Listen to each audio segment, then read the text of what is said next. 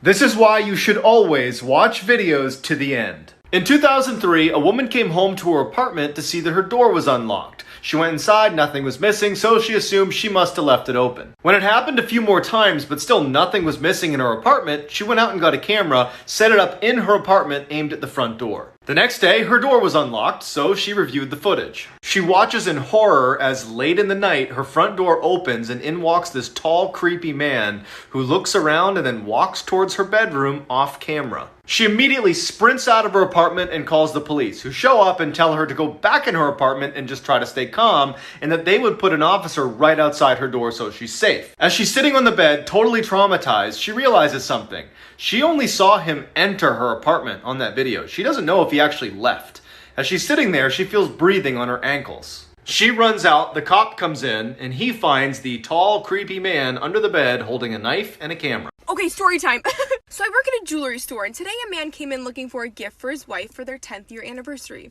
He ended up picking out a piece that said, "My beautiful wife." And I said, "Anything else for you today?" And he said, "No, that's it for her, but I do want to make another purchase using a separate credit card. And could you possibly create a different account for me?" And I said, "Sure, what are you looking for?" And he said, "Do you have anything that says girlfriend?" And I said, "Yes." And he said, "Perfect, I'll take it. And do you have anything that says happy 1-year anniversary to go with it?" And I said, "Yes." And he said, "Perfect, I'll take it." So I boxed everything up all nice and I put them in their respected bags. He had me mark a K for Kristen on the bottom of his wife's bag and an L for Laura on the bottom of his girlfriend's bag. I put pretty bows on them. I handed it to him. I said, "They're gonna love it. Have a nice day." And he said, "Thank you." And shit, I just remembered that his wife's name is Laura and his girlfriend's name is Kristen. I must have mixed up the bags. Oops. Toxic best friend story time. So I had an off and on friendship with this one girl. In my freshman year, we became friends again. And she had this boyfriend named Nicholas. And they literally fought 24/7. And every time she would fight, she would be like, "Can you please fix this for me?" So she would have me add him on Snapchat, fix it, and then block him. And guys, this literally was happening like 5 times a week. And then after she asked me to do that the first few times, I realized she started going through my phone. And when I say my phone, I mean my whole motherfucking phone. A bitch was going through my Snapchats, DMs, text messages, and I didn't know how to confront her because that's just weird. So the one day I was getting ready at her house because we were about to go out, and she was like, "I'm grounded, can I use your phone real quick?" And I was like, "Yeah, just let me Snapchat this last person back." And she goes, "No," and rips the phone out of my hand.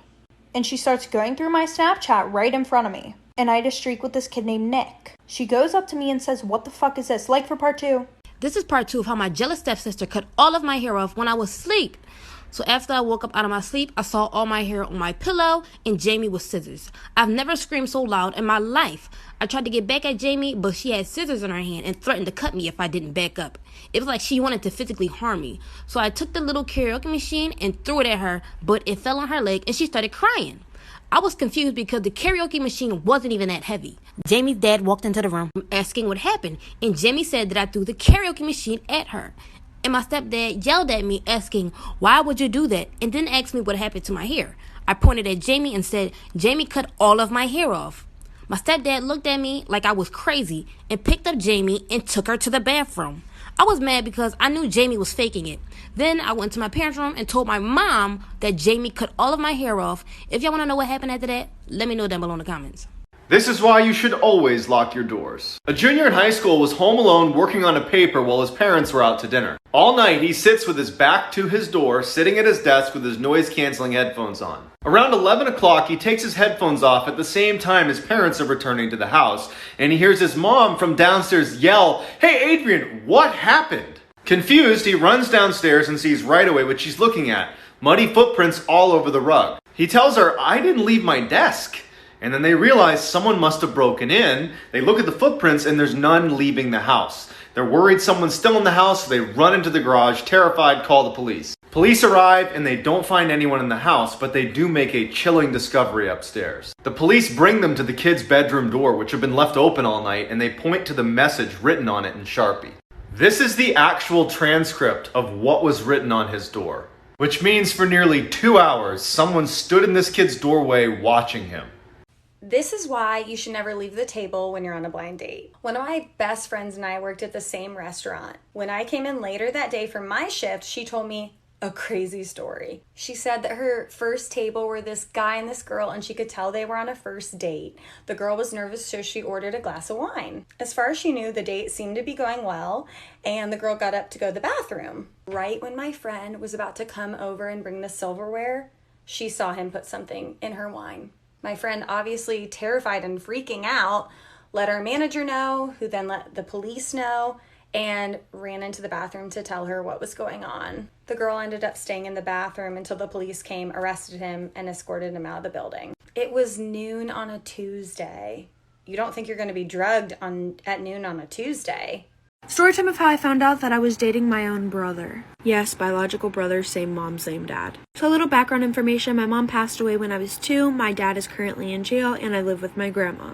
So at the time, I was 14, about to be 15. He was 17, about to be 18. So how this all started is one day I was at the baseball game with my friends, and he happened to be there. I was fangirling over this boy. Like, I saw him, and I was like, I'm going to marry him one day. I was feeling a little bold, so I went over and got his snap. And then I figured out that he had the same last name as me, and I was like, dude, that is dope. My exact words were, now I don't have to change my last name when we get married. So we hung out the rest of the baseball game, and I was starting to fall in love with this kid. Like, his smile, his laugh, I talked about him to my friends the rest of the night, and me and him started snapping for a while. So we started to hang out a lot. We may have hooked up a couple times, but I had to keep this all secret from my grandma because she forbid I dated somebody. So fast forward a couple weeks, we start dating. Months and months and months go by. Our 9 months come, and I finally tell my grandma. And this is where it gets bad. I'm running out of time, like, for part 2.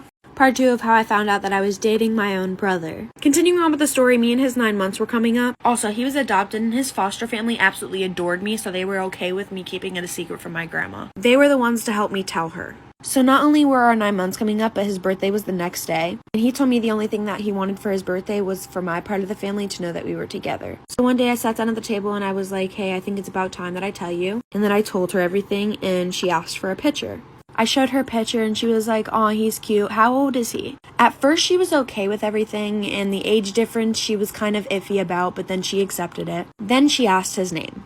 I told her his name, she said last name, gave her the last name, and she flipped out. She took my phone, didn't give me an explanation, and told me that if I ever spoke to him again, I would never be allowed out of the house. Finally, after she calmed down, she came to tell me that he was my brother. She asked if we had did anything, and I of course said no, but yes, we did. I'm running out of time, like, for part 3.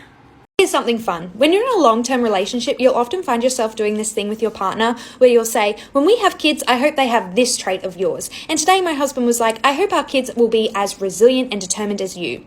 When I was 11 years old, I got in a fight with my mum when she was picking me up from school, and I was being so rude that she wanted to teach me a lesson and scare me a little bit. So she said, you can find your own way home. Left me outside of my classroom, got in her car and drove off. Now, realistically, she was just doing the block and was going to come back and pick me up, hoping that I would be apologetic. But I wasn't. I was very stubborn and was like, I can find my own way home. And I decided to run home. I, in fact, sprinted from the school grounds and ran into a close family friend who offered to give me a lift, which I accepted, and I got home by my own means. Now, my mum did do the block and not only came back to me not being where she left me, but to one of my friends saying, yeah, I saw her get in the car with some weird guy.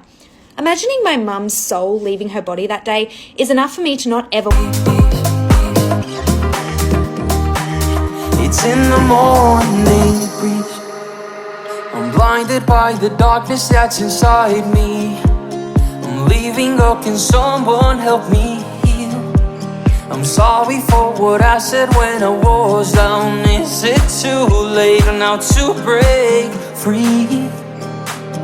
It's in the morning breeze that you find some peace. It's in the small mistakes